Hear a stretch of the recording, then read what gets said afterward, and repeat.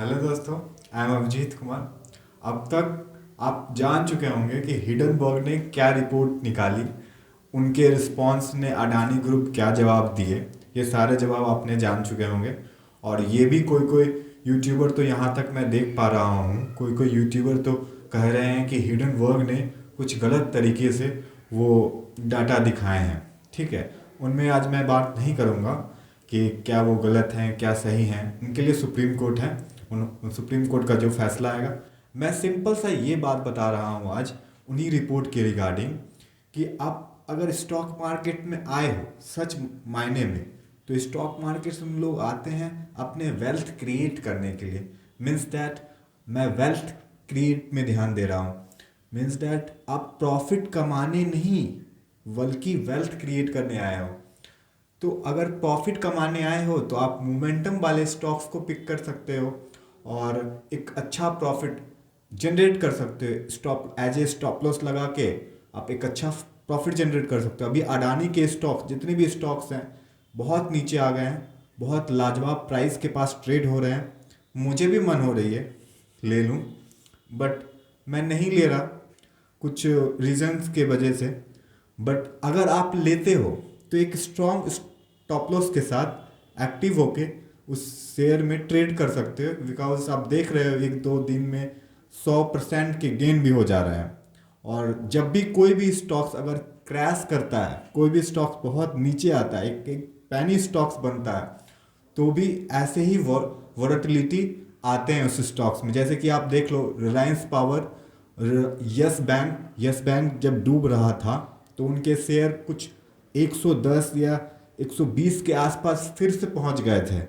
तो फिर वहाँ से फिर नीचे आ गए, है ना। तो उनमें इन्वेस्टर का काफ़ी लॉस हुआ। एंड एक बात हम और कहना चाहते हैं, तो आप कभी पैसे अच्छे बना ही नहीं सकते अगर उनके मैनेजमेंट में प्रॉब्लम है। लंबे समय में आप पैसे नहीं बना पाओगे। इसलिए एक बहुत अच्छे और पुराने बिजनेस में एक निगेटिव सीईओ आ जाएं लंबे समय के बाद भी आ जाएं, तो उस बिजनेस में लॉन्ग टर्म ग्रोथ स्टोरी और पूरी तरह लॉन्ग टर्म ग्रोथ स्टोरी तो ख़त्म होती ही होती है और पूरी तरह चेंज हो जाती है, जो कुछ अलग ही बातें बोल रही होती है ना।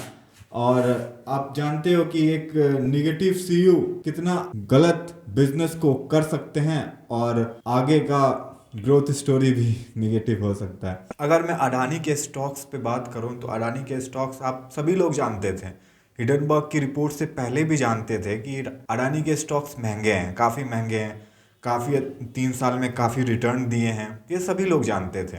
बट हिडनबर्ग ने ऐसा क्या खास किया? हिडनबर्ग ने कुछ बातें बताई जो इन्वेस्टर को नहीं पता थी और जो अडानी के द्वारा छुपाई जा रही थी। बट ये बातें कितनी सच्चाई है ये बातें में हिडनबर्ग की रिपोर्ट में, वो सारा मामला कोर्ट में जा चुका है। अब सुप्रीम कोर्ट जो भी निर्णय देगी सारा कुछ जांच पड़ताल के साथ देगी। तो हम लोग वेट कर सकते हैं उनका एक अच्छा रिपोर्ट आए, या जो भी रिपोर्ट आए वो अच्छा ही होगा, है ना। तो काफ़ी कुछ उसमें भी जानकारी काफ़ी कुछ निकलेगी, जैसे कैसे कैसे स्टॉक्स मैनिपुलेट करते थे, इधर का पैसा उधर दे देते थे, फिर वो खरीदता था उसका स्टॉक्स, फिर बैंक को गिरवी रख देते थे, फिर वहाँ से पैसा राइज करते थे, फिर फॉरेन इन्वेस्टर से पैसे डलवाते थे। ये सारे आरोप लगे हैं, बहुत क्रिटिकल आरोप हैं, ठीक है।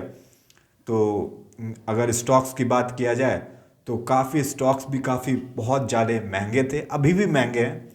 लेकिन एक आप प्राइस से अगर तौलोगे ना कि अगर बहुत ज़्यादा ऊपर प्राइस था, अब बहुत नीचे आ गया है, मैं ले लूँ, है ना। लोगों के मन में होते हैं ऐसे ऐसे विचार। बट अगर आप इस तरीके से स्टॉक्स को देखोगे तो सही नहीं है दोस्त, क्योंकि उस समय कुछ और बातें थी लेकिन इस समय कुछ और बातें हैं। लेकिन अधिकतर अच्छे स्टॉक्स या बुरे स्टॉक्स भी आपको तभी एक अच्छे कीमत में तभी मिल रहे होते हैं जब मार्केट में गलत न्यूज़ें फैल रही होती है। बट हमें अंडरस्टैंडिंग होनी चाहिए कौन सा इन्फॉर्मेशन सही है, कौन सा इन्फॉर्मेशन गलत, क्योंकि आप समझ रहे हो कि इन्फॉर्मेशन की कितनी ताकत है। किसी भी इंफॉर्मेशन के तरीके से आप किसी को भी गलत और किसी को भी सही साबित कर सकते हैं, है ना।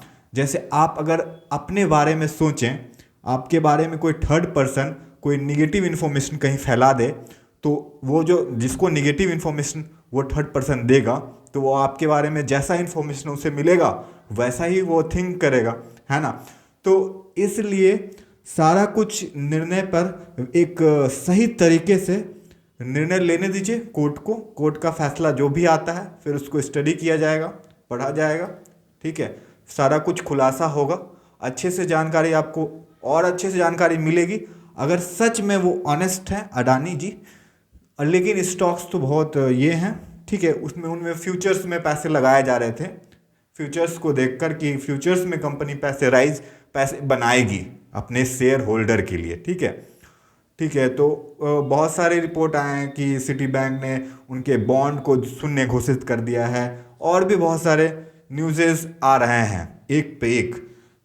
ओनली फॉर हिडनबर्ग नहीं आया है, हिडनबर्ग के बाद बहुत सारे रिपोर्ट जारी हुए हैं और उनमें निर्णय भी ली गई है। डॉ जोन्स की सूची से इनको हटाने की बात चल रही है, ठीक है, सस्टेनेबल इंडेक्स से, जो कि आप समझ रहे होंगे कितनी बड़ी इंडेक्स है वो, है ना। तो ठीक है, यहाँ तक आप सारा कुछ जानकारी हासिल किए, ठीक है। यहाँ पे आपको इस वीडियो से भी कुछ जानकारी मिली होगी, है ना, ठीक है। सब्सक्राइब कीजिए हमारे चैनल को एंड लाइक कीजिए हमारे वीडियो को, ठीक है। चलता हूँ, बाय बाय, फिर मिलेंगे एक नए वीडियो के साथ, आशा करता हूँ। लेकिन आप एक स्टॉक्स के बारे में बता दूँ, it is not recommended, Harsha international limited, इस स्टॉक्स पे आज रिजल्ट आने वाली है 14 फरवरी को 2023। आप इस स्टॉक्स को देख सकते हैं, ये बहुत अच्छी फंडामेंटल एंड बहुत अच्छे प्रमोटर वाली कंपनी है। इस पे भी आगे मैं वीडियो बनाऊंगा, एक फुल एनालिसिस वीडियो, ठीक है। Okay, bye bye.